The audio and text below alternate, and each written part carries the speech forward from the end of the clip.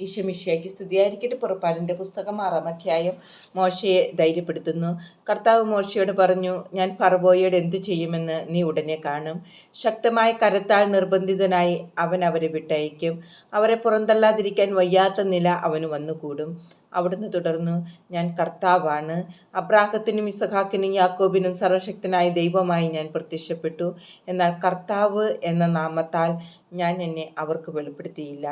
എങ്കിലും അവർ പരദേശികളായി പാർത്തിരുന്ന കാനാൻ ദേശം അവർക്ക് നൽകുമെന്ന് അവരുമായി ഞാൻ ഉടമ്പടി ചെയ്തിരുന്നു. ഈജിപ്തുകാർ ആക്കിയിരിക്കുന്ന ഇസ്രായേൽ മക്കളുടെ ദീനരോധനം ഞാൻ കേട്ടു. എൻ്റെ ഉടമ്പടി ഞാൻ ഓർമ്മിക്കുകയും ചെയ്തു. ആകയാൽ ഇസ്രായേൽ മക്കളോട് പറയുക, ഞാൻ കർത്താവാണ്. ഈജിപ്തുകാർ ചുമത്തിയ ഭാരം നീക്കി നിങ്ങളെ ഞാൻ മോചിപ്പിക്കും. നിങ്ങളുടെ അടിമത്തത്തിൽ നിന്ന് നിങ്ങളെ സ്വതന്ത്രരാക്കും. കൈയുയർത്തി അവരെ കഠിനമായി ശിക്ഷിച്ച് നിങ്ങളെ വീണ്ടെടുക്കും. ഞാൻ നിങ്ങളെ എൻ്റെ ജനമായി സ്വീകരിക്കും, നിങ്ങളുടെ ദൈവമായിരിക്കുകയും ചെയ്യും. ഈജിപ്തുകാരുടെ ദാസ്യത്തിൽ നിന്ന് നിങ്ങളെ മോചിപ്പിച്ച ഞാനാണ് നിങ്ങളുടെ ദൈവമായ കർത്താവ് എന്ന് നിങ്ങൾ അറിയും. അബ്രാഹത്തിനും ഇസഹാക്കിനും യാക്കോബിനും വാഗ്ദാനം ചെയ്ത ദേശത്തേക്ക് നിങ്ങളെ ഞാൻ നയിക്കും. അത് നിങ്ങൾക്ക് അവകാശമായി തരികയും ചെയ്യും. ഞാൻ കർത്താവാണ്. ഇസ്രായേൽ മക്കളോട് മോശ ഇപ്രകാരം പറഞ്ഞെങ്കിലും അവരുടെ മനോവൃതയും ക്രൂരമായ അടിമത്തവും നിമിത്തം അവർ അവൻ്റെ വാക്കുകൾ ശ്രദ്ധിച്ചില്ല. കർത്താവ് മോശയോട് കൽപ്പിച്ചു, നീ പോയി ഈജിപ്തിലെ രാജാവായ ഫറവോയോട് ഇസ്രായേൽ മക്കളെ വിട്ടയക്കാൻ പറയുക. മോശ കർത്താവിനോട് പറഞ്ഞു, ഇസ്രായേൽ മക്കൾ പോലും ഞാൻ പറയുന്നത് കേൾക്കുന്നില്ല. പിന്നെ ഫറവോ കേൾക്കുമോ? പോരെങ്കിൽ ഞാൻ സംസാരിക്കാൻ കഴിവില്ലാത്തവനുമാണ്. കർത്താവ് മോശയോടും അഹ്റോനോടും കൽപ്പിച്ചു, ഇസ്രായേൽക്കാരെ ഈജിപ്തിൽ നിന്ന് മോചിപ്പിക്കാൻ ഞാൻ നിങ്ങളെ നിയോഗിച്ചിരിക്കുന്നുവെന്ന് ഇസ്രായേൽ മക്കളോടും ഈജിപ്ത് രാജാവായ ഫറവോയോടും പറയുക. വംശാവലി. മോശയുടെയും അഹ്റോൻ്റെയും പൃഥുഗോത്രങ്ങളുടെ തലവന്മാർ ഇവരാകുന്നു.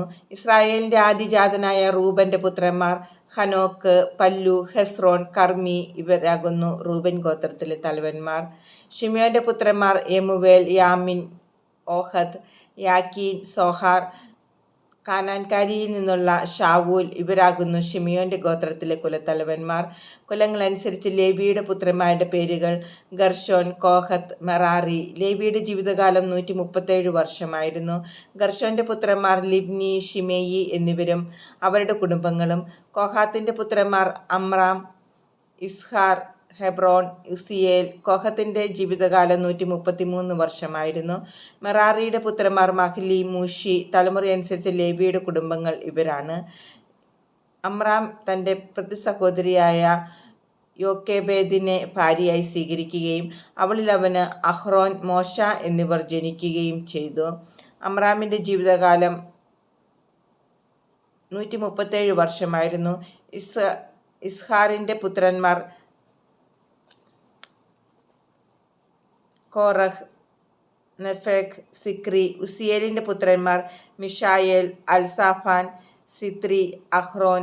അമ്മിനാദാബിൻ്റെ മകളും നഹ്ഷോൻ്റെ സഹോദരിയുമായ എലീഷേബയെ ഭാര്യയായി സ്വീകരിക്കുകയും അവളിൽ അവന് നാദാബ്, അബീഹു, എലയാസർ, ഇത്താമർ എന്നീ പുത്രന്മാർ ജനിക്കുകയും ചെയ്തു. കോറഹിൻ്റെ പുത്രന്മാർ അസീർ, എൽക്കാന, അബിയാസാഫ്. ഇവരാണ് കോറഹ് വംശജർ.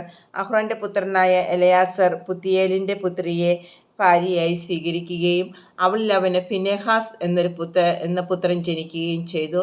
ഇവരാണ് ലേവി ഗോത്രത്തിൻ്റെ കുലത്തലവന്മാർ.